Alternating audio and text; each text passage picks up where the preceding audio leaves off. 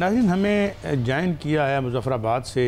नुमाइंदा GNN जनाब सरदार नईम साहब। बहुत शुक्रिया सरदार साहब आपके वक्त का। सरदार साहब, एक अरसे से हम यहाँ पे कोई बेचैनी सुन रहे थे, एक सिमरिंग किस्म की थी मूवमेंट, फिर एकदम से ये क्या हुआ कि ये इरप्ट हुई? मुख्तसरन बताइएगा ये शुरू कब से है और अब ये रिसेंटली जो फ्लेयर अप हुई है तो उसकी क्या वजह है और ताज़ा तरीन सूरत हाल क्या है? 23 अरब रुपए के जो कहा गया है कि दिया जाएगा इमदाद के तौर पर या जो मुतालबों के ज़मन में। जनाब सरदार नईम साहब। जी बहुत शुक्रिया। ये तकरीबन 1 साल पहले रावलाकोट से ये तहरीक शुरू हुई थी और ये आटा सब्सिडी को लेके शुरू हुई और फिर ये करते करते ये तहरीक बनती गई और इसको जो लोग लीड कर रहे हैं उनका नाम अवामी एक्शन कमेटी रखा गया, जिसमें आज़ाद कश्मीर बाहर से नुमाइंदगान पे मुश्तमिल 30 रुकनी एक कमेटी बनाई गई जो मेंबर थे जॉइंट एक्शन कमेटी के, और उन्हीं के ज़ेरे एहतमाम इसके जो रखे गए TORs और मुतालबात तय किए गए, जिसमें बुनियादी मुतालबा आटा सब्सिडी, बिजली पे टैरिफ और अशराफिया की मराहत ख़त्म करने पे रखा गया। ये तहरीक चलती रही और तकरीबन 1 साल हो गया और इस दौरान हुकूमत के दरमियान हुकूमत की जानिब से एक कमेटी बनाई गई वज़रा पे मुश्तमिल, जो अवामी एक्शन कमेटी के नुमाइंदगान से मुज़ाकरात भी करती रही। वो मुज़ाकरात खासा अरसा तक चले, लेकिन उन पे जो इनके अक्सर बेशतर जो इनके डिमांड थे, चार्टर ऑफ डिमांड इनका 10 नकाती था, उसमें से तकरीबन 7-8 नकात पे तो इनके दरमियान मामला तय पा गए, जिनमें तलबा यूनियन की बहाली, जंगलात, इस तरह की जो दीगर चीज़ें थी। ताहम बाद में इनकी जानिब से एक कॉल दी गई कि जनाब आप अगर हमारे ये मुतालबात जो बेसिक मुतालबात हैं, आटा सब्सिडी और बिजली का टैरिफ, अगर ये तय न किए गए तो हम आज़ाद कश्मीर असेंबली का घेराव करेंगे। उस पर इन्होंने कॉल दी और 11 मई को ये काफिला चलना था भिम्बर से, जिसमें इन्होंने कॉल दी हुई थी कि आज़ाद कश्मीर भर से काफिले शामिल होते हुए दारुल हुकूमत मुज़फ़्फ़राबाद पहुंचेंगे और असेंबली का घेराव करेंगे। ये 4 दिन हो गए इस पहिया जाम और शटर डाउन को, जिसके बाद वज़ीर आज़म पाकिस्तान भी इसमें इन्वॉल्व हुए। उन्होंने मुस्लिम लीग नून आज़ाद कश्मीर के सदर शाह गुलाम कादर को फ़ोन किया और मामला हल करने की तवज्जो की जानिब कहा। दूसरी जानिब सदर पाकिस्तान आसिफ अली जरदारी ने भी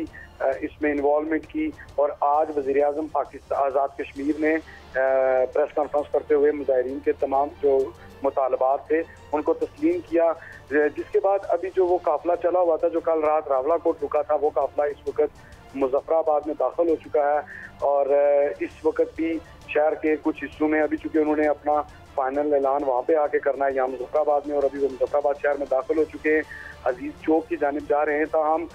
इस वक्त शहर के मुख्तलिफ हिस्सों में दोबारा से कशीदगी की सूरत हाल पैदा हो चुकी है और पुलिस और मुजाहिरीन नहीं ये बताइए कि आवाम के जानो माल और कोई खुदा न खास्ता इमलाक को नुकसान पहुँचाने की कोई इस तरह की शरंगेजी तो नहीं हो रही? देखें, इस वक्त चूँकि जो हालात चल रहे हैं मजमूई तौर पे गवर्नमेंट का चूँकि काम होता है, लॉ एनफोर्समेंट जो है वो रोकती हैं प्रोटेस्ट को, इसी तरह का ये हमेशा होता है। अच्छा नहीं,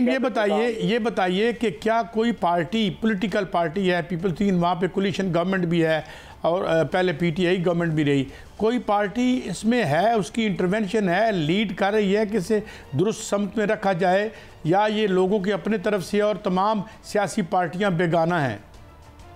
जी बड़ी ज़बरदस्त बात आपने की, बड़ा अच्छा सवाल किया। तो इस वक्त आज़ाद कश्मीर में PTI की गवर्नमेंट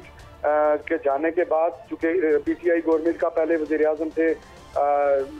क़य्यूम नियाज़ी साहब, वो उनके खिलाफ अज़्म एतमाद आया और फिर तनवीर इलियास साहब बने, जिनको अदालती हुक्म पे वापस जाना पड़ा, और फिर उसके बाद इनवारुल हक PTI के फॉरवर्ड ब्लॉक को लीड करते हुए कोलिशन में आके हुकूमत में बैठे हुए हैं, जिसमें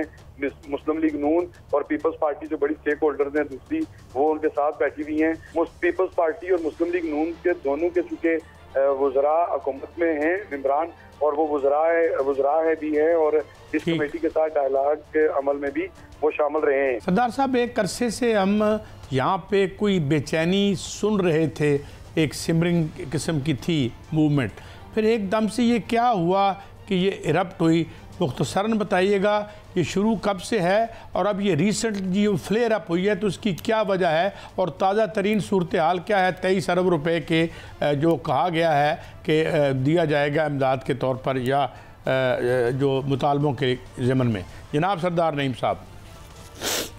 जी बहुत शुक्रिया। ये तकरीबन एक साल पहले रावला कोर्ट से ये तहरीक शुरू हुई थी और ये आटा सब्सिडी को लेके शुरू हुई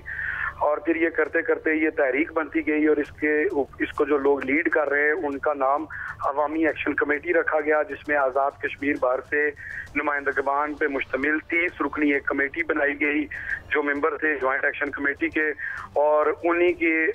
ज़ेरे एहतमाम इसके जो रखे गए TOR और मुतालबात तय किए गए, जिसमें बुनियादी मुतालबा आटा सब्सिडी,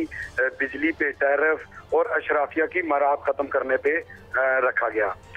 ये तहरीक चलती रही और तकरीबन एक साल हो गया और इस दौरान हुकूमत के दरमियान हुकूमत की जानिब से एक कमेटी बनाई गई वज़रा पे मुश्तमिल, जो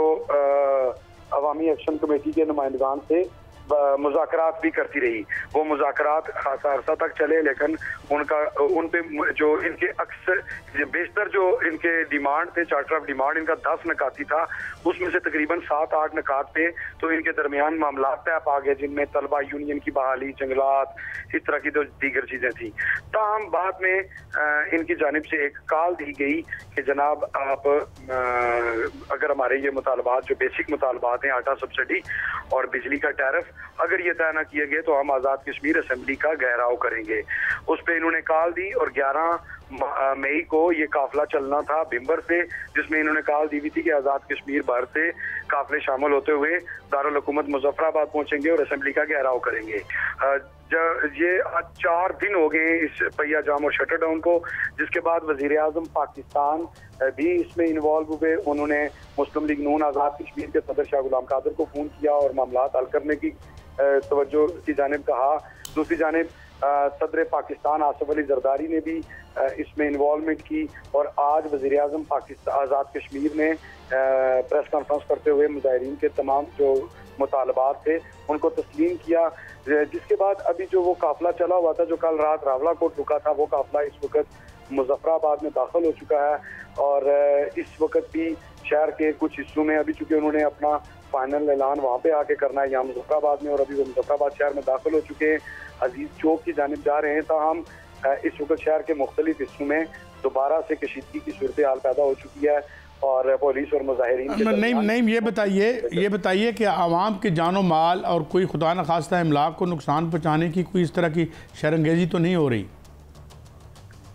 देखें, इस वक्त चूंकि जो हालात चल रहे हैं मजमूई तौर पे गवर्नमेंट का चूंकि काम होता है, लॉ इन्फोर्समेंट जो है वो रोकती हैं प्रोटेस्ट को, इसी तरह का ये हमेशा होता है। अच्छा नहीं, ये बताइए कि क्या कोई पार्टी पॉलिटिकल पार्टी है, पीपल्स टीम, वहाँ पे कोलिशन गवर्नमेंट भी है और पहले PTI गवर्नमेंट भी रही, कोई पार्टी इसमें है, उसकी इंटरवेंशन है, लीड कर रही है कि इसे दुरुस्त समत में रखा जाए, या ये लोगों की अपने तरफ से और तमाम सियासी पार्टियाँ बेगाना हैं? जी बड़ी ज़बरदस्त बात आपने की, बड़ा अच्छा सवाल किया। तो इस वक्त आज़ाद कश्मीर में PTI की गवर्नमेंट के जाने के बाद, चूँकि PTI गवर्नमेंट का पहले वज़ीर आज़म थे क़य्यूम नियाज़ी साहब, वो उनके खिलाफ अज़्म एतमाद आया और फिर तनवीर इलियास साहब बने जिनको अदालती हुक्म पे वापस जाना पड़ा, और फिर उसके बाद इनवारुल हक PTI के फॉरवर्ड ब्लॉक को लीड करते हुए कोलिशन में आके हुकूमत में बैठे हुए हैं, जिसमें मुस्लिम लीग नून और पीपल्स पार्टी जो बड़ी स्टेक होल्डर्स हैं दूसरी, वो उनके साथ बैठी हुई हैं। पीपल्स पार्टी और मुस्लिम लीग नून के दोनों के चूँकि वज़रा हुकूमत में हैं इमरान, और वो वज़रा है भी हैं और इस कमेटी के साथ डायलॉग के अमल में भी वो शामिल रहे हैं।